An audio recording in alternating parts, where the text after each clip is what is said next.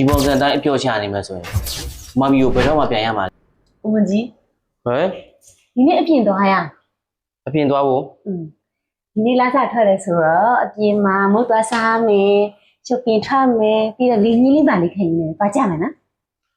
သွားကြည့်မှာဘူးပြင်သွားရင်အနည်းဆုံးကပတ်စံ3-500လောက်ကောက်အောင်ပဲ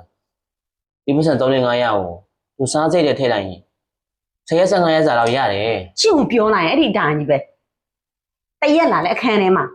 နှစ်ရက်လာလဲဒီအခန်းထဲမှာပဲကျမမနေနိုင်ပါဘူးရှင်မသွားရင်လည်းနေကျမကတော့သွားမှာပဲ တဲ့ပြောခက်ပါလားမမွေရဲ့နေဒီနိုင်ငံလာတာအပျော်ရှာဖို့လာတာလားငါတို့ရီမန်းချက်ကိုအကောင့်ထည့်ဖို့လာတာမဟုတ်ဘူးလား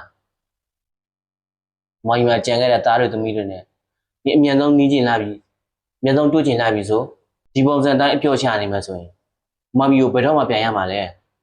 ဟမ် စကားတွေအရင်များလိုက်တာကိုမကြီးရဲ့တခါတလေလေးသွားတာကိုစကားတွေပုံကြီးချေ့နေလိုက်တာအမြဲတမ်းသွားနေတာမှမဟုတ်တာကဲကျမထပ်မေးမယ်ရှင်ကိုရှင်သွားမှလားမသွားဘူးလား သွားဦးကွာ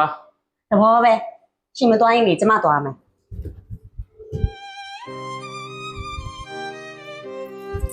အော်မမေပြောရဆိုတာရန်ခတ်ပါလားကွာဒီပုံစံတိုင်းရှေ့ဆက်သွားနေမှာဆိုငါတို့မမီပြန်ရဖို့ကလမ်းဝေးနေအောင်ပါပဲ